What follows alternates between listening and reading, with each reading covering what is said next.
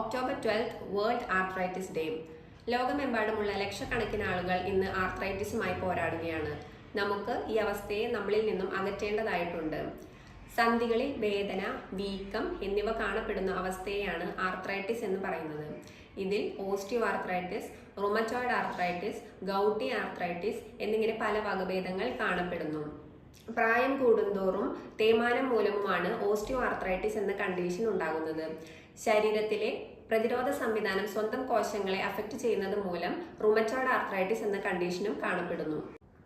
സന്ധികളിൽ വീക്കവും വേദനയും അനുഭവപ്പെടുക, സന്ധികൾ ചലിപ്പിക്കാനുള്ള ബുദ്ധിമുട്ട്, സന്ധികൾക്ക് ചുറ്റും ചൂട് അനുഭവപ്പെടുക, ചർമ്മത്തിനുള്ള നിറം മാറ്റം ഇവയെല്ലാമാണ് പ്രധാന ലക്ഷണങ്ങൾ. പ്രായാധിക്യം, ശരീരഭാരം കൂടുക, അണുബാധകൾ, സന്ധികൾക്ക് പരിക്ക് സംഭവിക്കുക, പാരമ്പര്യം എന്നിവ മൂലവും ഈ അവസ്ഥ കാണപ്പെടാവുന്നതാണ്.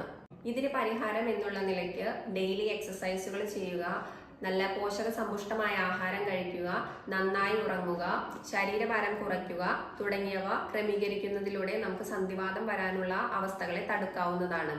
Thank you.